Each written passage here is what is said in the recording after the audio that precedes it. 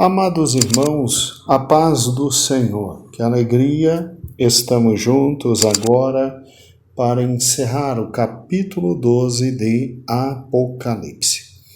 Eu quero chamar a atenção dos irmãos para o fato de termos visto que a identidade desta mulher que está com o pé sobre o sol realmente não é Maria. Não é Maria. A única característica que tornaria isto possível seria, talvez, o versículo referente à maternidade. Porque no demais, irmãos, não encaixa com Maria. Maria jamais foi perseguida, sozinha, ela jamais fugiu para o deserto, ela jamais foi cuidada por 1260 dias, e infelizmente não há como entender esta passagem desta maneira. Outros ainda acreditam que essa mulher poderia ser a igreja, que está trabalhando para fazer Cristo ser conhecido às nações. Infelizmente, não é possível ser a igreja, porque a igreja não gerou Cristo, mas Cristo gerou a igreja. E esta mulher aqui, ela gera o nosso Senhor e Salvador Jesus Cristo. E sejamos francos, desde o capítulo 4, já não se fala mais da igreja. A igreja é preponderante no início do Apocalipse, mas de Apocalipse 4 até Apocalipse 19 não se fala da igreja. Ela não tem condições de realmente ser esta mulher.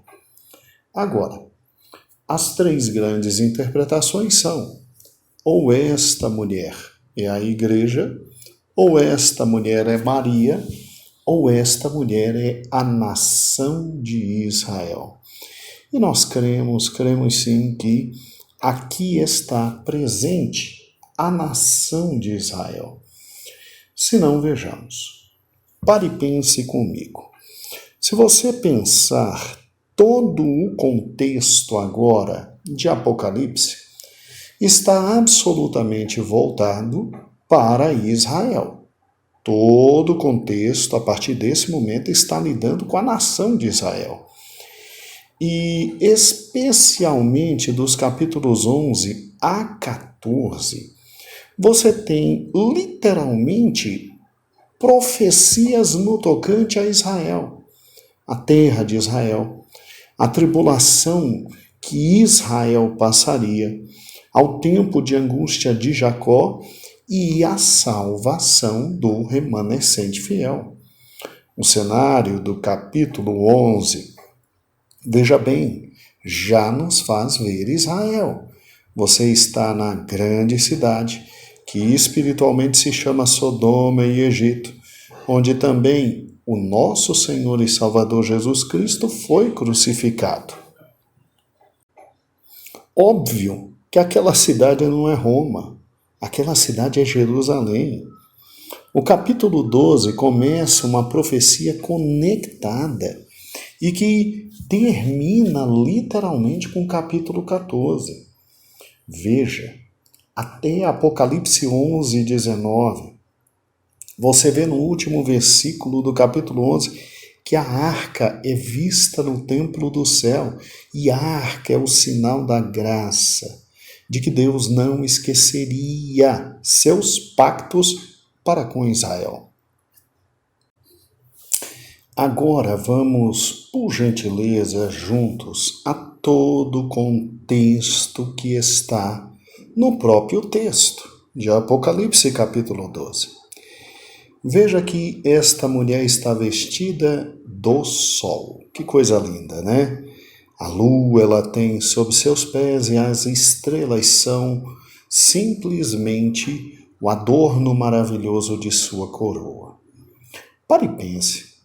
Quando se olha para a palavra de Deus, sol, a lua, estrelas, na maioria das vezes são usadas como referência à nação de Israel. Sério. Pense comigo.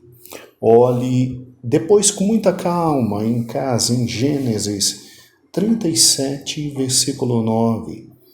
E veja que em Gênesis 37, do versículo 9, de forma muito clara se está vendo ali os filhos de Jacó. Quando você olha para Jeremias 31, 35 e 36, Josué capítulo 10, versículo 12 a 14, Juízes 5 e 20, Salmos 89, 35 a 37, todos esses textos, os corpos celestiais, são associados à história de Israel. São associados à história de Israel. E muito mais precisamente o texto de Gênesis, aonde José conta a história que o sol se curvava diante dele, a lua se curvava diante dele, e bem como 11 estrelas. Mas na hora Jacó interpretou e Jacó disse, vem cá, o moleque, você está pensando que simplesmente eu, sua mãe e seus irmãos vamos nos curvar diante de você? Você está maluco? Então, se você pegar todos esses textos, sério, leia depois em casa. A visão que o menino teve, o sonho que ele teve em Gênesis 37, 9. O texto de Jeremias 31, versículo 35 e 36, Josué, capítulo 10, do versículo 12 a 14, Juízes, no capítulo 5, versículo 20, e Salmos, capítulo 89, versículo 35 a 37. Você verá que a Bíblia sempre pega todos esses corpos celestiais e associa tais corpos celestiais à história de Israel. A história de Israel. Agora, olha que interessante. Além de todos esses textos nos trazerem a noção de que não é de desconhecimento nenhum que esta mulher vestida de sol, com o pé na lua e tendo as 12 estrelas, dela se tem uma interpretação simples no tocante a Israel. Por que 12 estrelas? Gente, 12 estrelas representam, na maioria das vezes, sempre as 12 tribos de Israel. As 12 tribos de Israel. Pense comigo. Se você parar e pensar e entender a relação profunda de Deus com a questão da salvação do povo de Israel, você vai ver que Israel não foi simplesmente jogada no lixo por Deus. Deus tem um pacto de amor, um pacto eterno, um pacto de graça, um pacto de misericórdia com esse povo. Aí você vem e me diz, mas pastor, tá, então tá bom.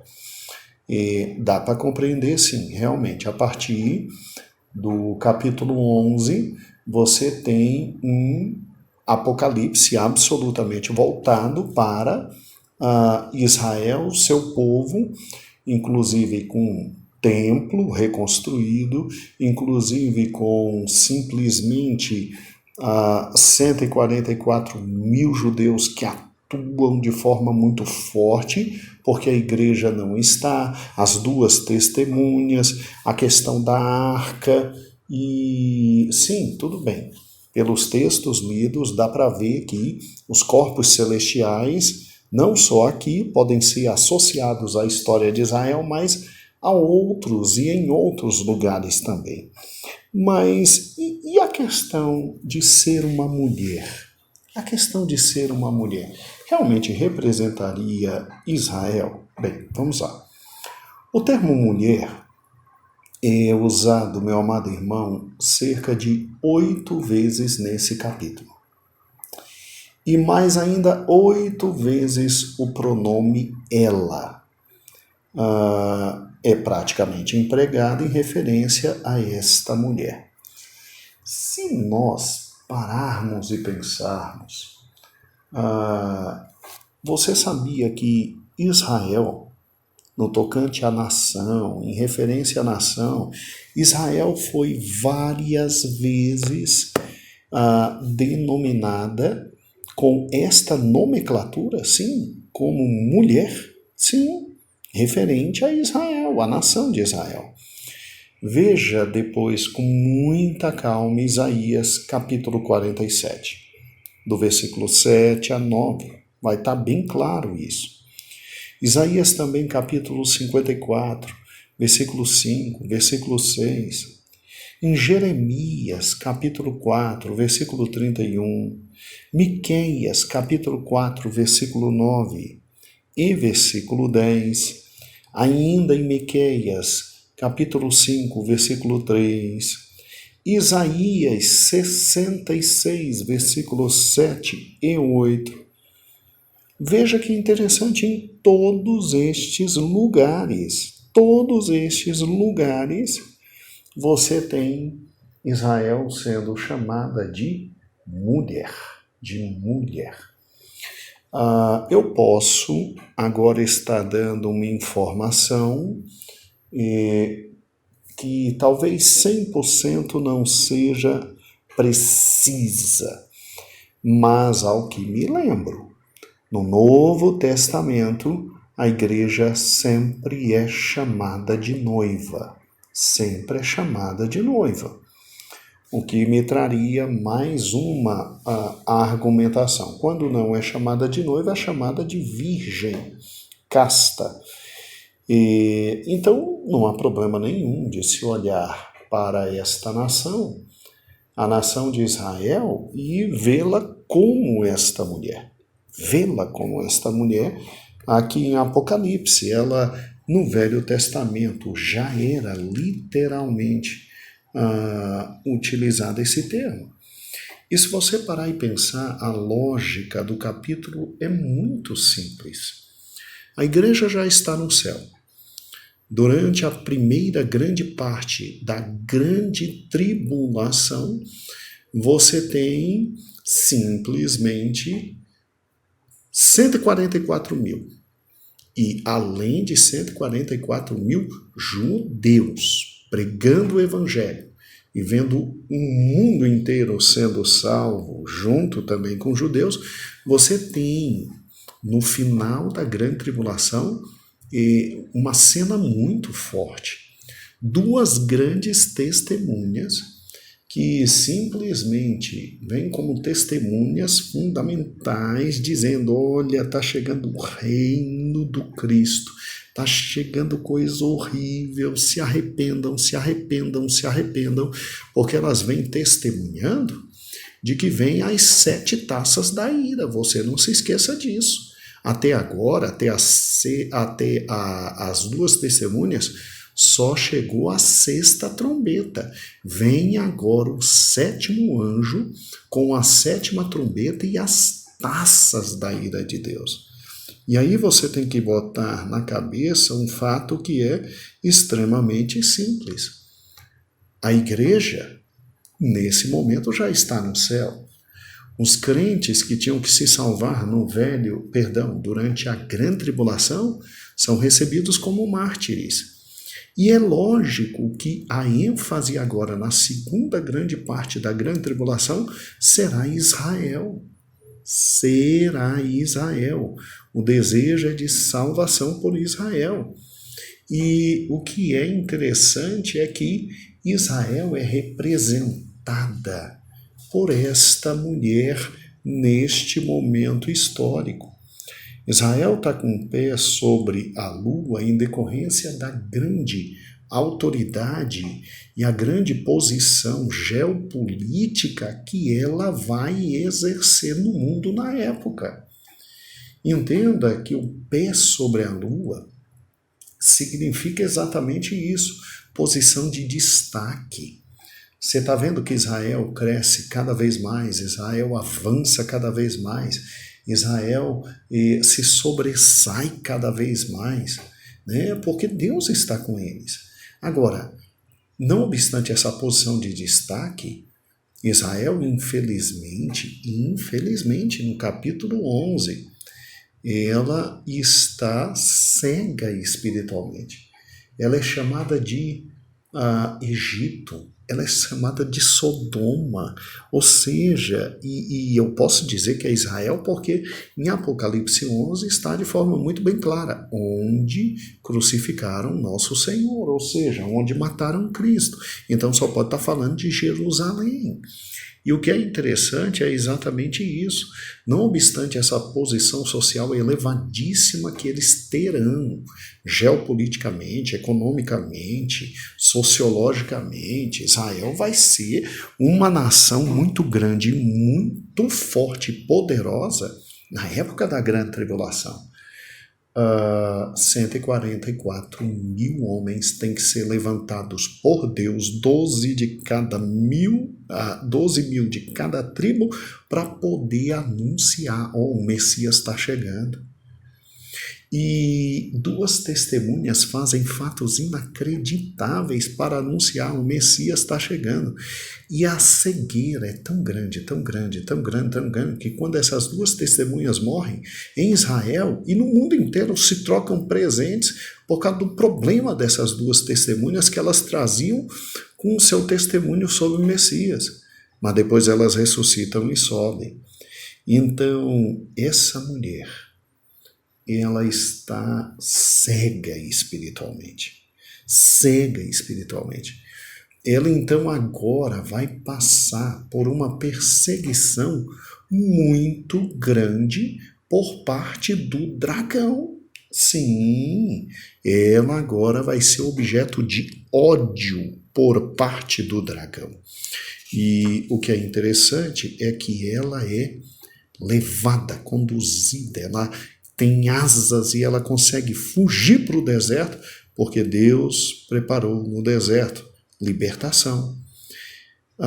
Se você parar e pensar comigo, nós nunca podemos negar que o deserto é uma referência singular a local de proteção para com Israel, né? Lá em Êxodo, você vê que durante todo o deserto Israel é protegido por Deus durante toda a caminhada até a terra prometida. E aqui, o deserto é de novo o lugar de refúgio dado a esta mulher, a Israel, porque ela, nesse momento histórico, ela será perseguida pelo dragão. Mas pastor, peraí, você não tinha dito que tinha feito um tratado de paz e que estava tudo bem com Israel? Sim, estava tudo bem, tratado de paz nos 3 primeiros anos e meio. Os 3 últimos anos da grande tribulação é paulada na cabeça de Israel, irmãos, é algo horrível. E olha que isto foi objeto de profecia, literalmente, não só no Apocalipse. E eu acho interessante que quando você olha para Oséias, no capítulo 2, dos versículos 14 a 23, Deus revela ao seu servo, o profeta Oséias, que um longo período Israel passaria no deserto, mas que Deus seria misericordioso com eles. Eu vou repetir o texto. Oséias 2, capítulo 2, versículo 14 ao 23. Mas Deus seria misericordioso com eles. Ezequiel capítulo 20, versículo 35. Ezequiel 20 e 35. Você tem algo fantástico. Você tem o grande Ezequiel dizendo que Deus mandou avisar a Israel: levar-vos-ei ao deserto. Levar-vos-ei ao deserto dos povos, e ali entrarei em juízo convosco, face a face. Então, olha que interessante. Israel aqui é, sim, literalmente, Israel é protegida por Deus. Poxa, pastor, mas eles estão cegos espiritualmente? Sim, eles estão. Israel nessa época é como o Egito e como Sodoma. Eles estão muito cegos, sim, mas eles serão absolutamente protegidos, completamente protegidos. Tanto é que serão levados ao deserto. E o momento exato é descrito. Veja que esta mulher gera Cristo. Ninguém tem dúvida que Cristo é o filho varão desta mulher aqui em Apocalipse 12, porque aqui se registra o nascimento de um rei. E engraçado que esse rei nasce, absolutamente arrebatado para sentar no seu trono nos céus. Então, veja que essa mulher estará, nesse momento histórico, desesperadoramente sozinha. E quando você olha para Miqueias, capítulo 5, você vê que Israel será perseguido durante a segunda fase da grande tribulação, porque rejeitou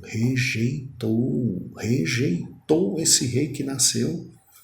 Esse rei veio, esse rei nasceu, esse rei viveu, esse rei morreu, ele ressuscitou e a nação rejeitou. E aí vem Miqueias 5:3. Portanto, o Senhor os entregará. Assim, a nação estará em dores de parto. Entendeu? Dores de parto. O Senhor os entregará até o tempo em que está em dores de tiver dado a luz. E quem é 5:3? E aí vem o cumprimento do propósito de Deus. Porque em Apocalipse 12 é visto simplesmente Israel num plano divino de absoluta aperto e dor e de dificuldade, mas que é salva por Deus. É absolutamente salva por Deus. Olha, irmãos, nós não podemos nos esquecer do cumprimento do propósito de Deus em relação a Israel. Lembre-se, Deus ama Israel e Deus vai salvar Israel. Mas Israel será perseguida na grande tribulação, na segunda fase, pelo grande e terrível dragão que é Satanás.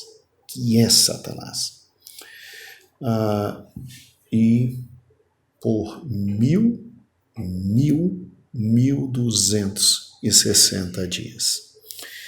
Sabe, amados irmãos, isso se refere literalmente à última metade da semana das profecias de Daniel.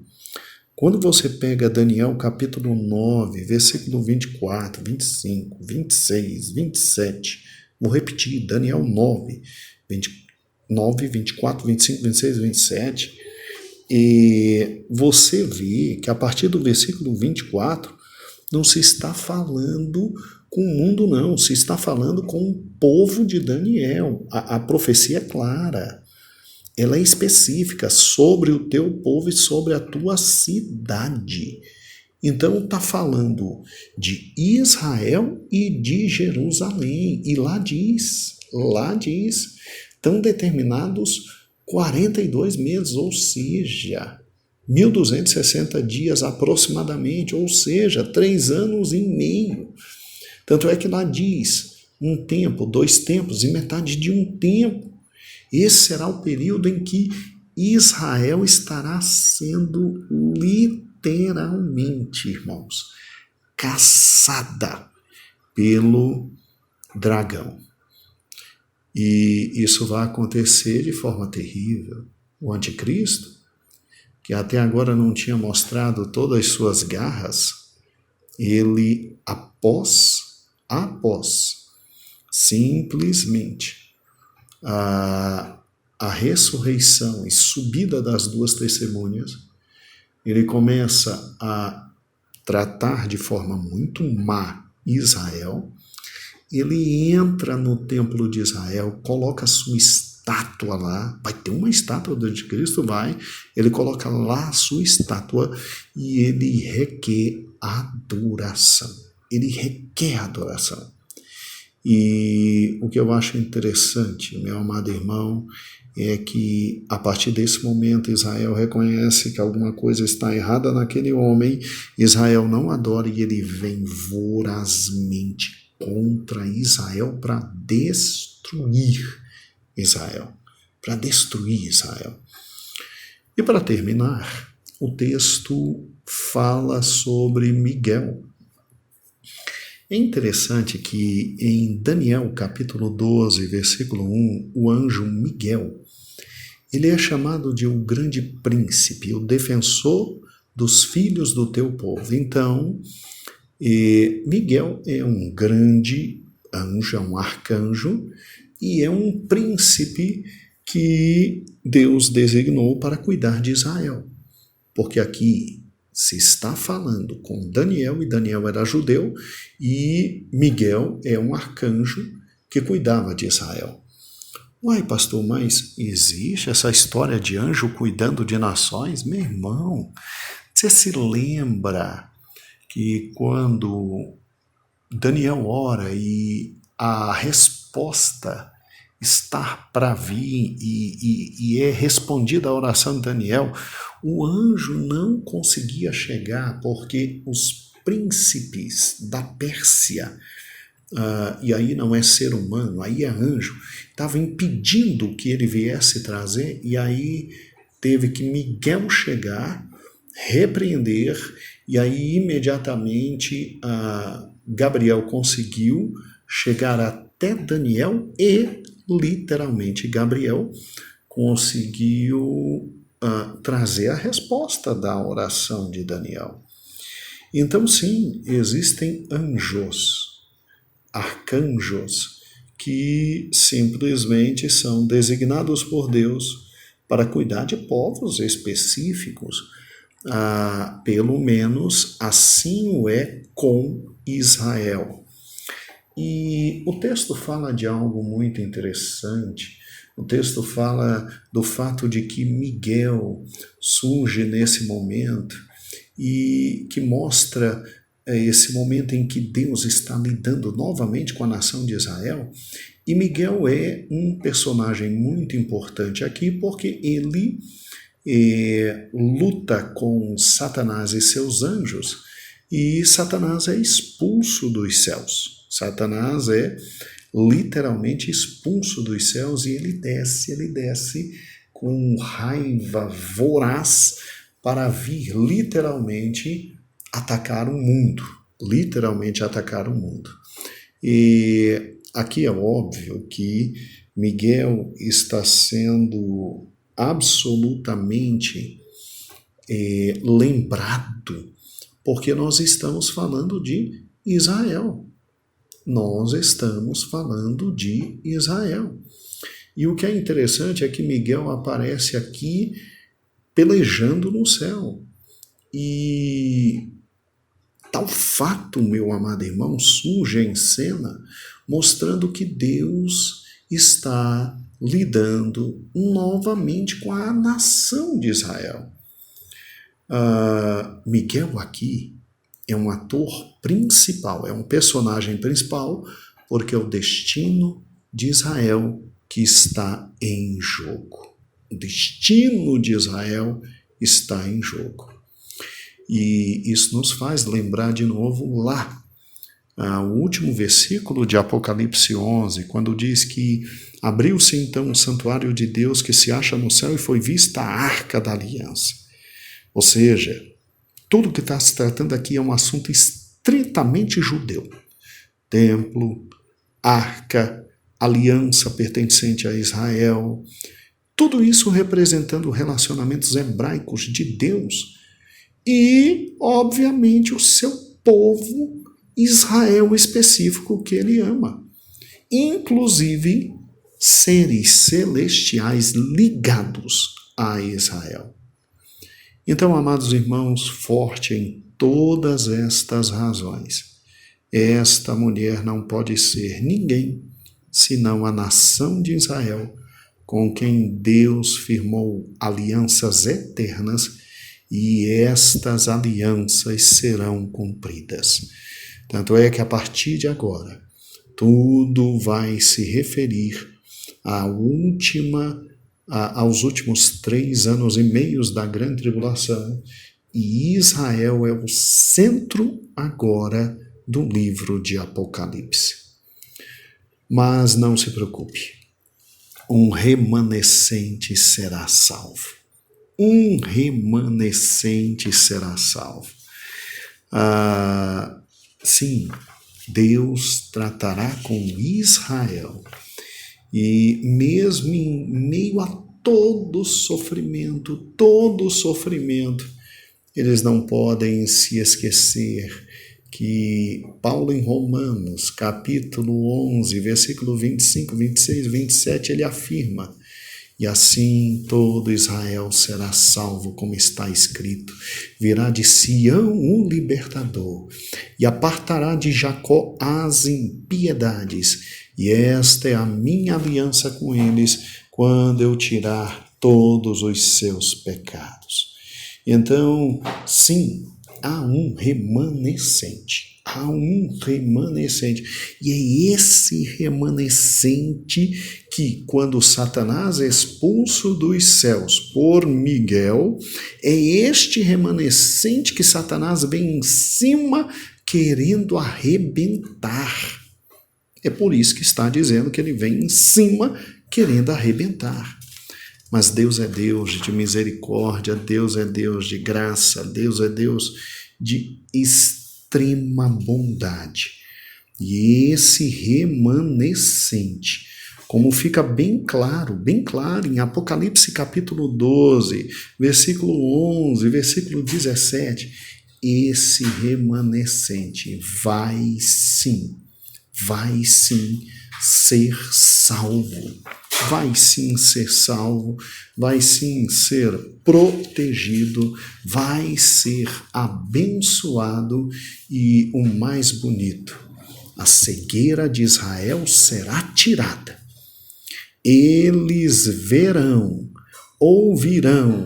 verão seu irmão mais velho, crerão em Cristo e serão salvos. Pastor, como é que vai acontecer tudo isso? Bem, isso é um outro momento, num outro encontro. A paz do Senhor, Deus lhe abençoe.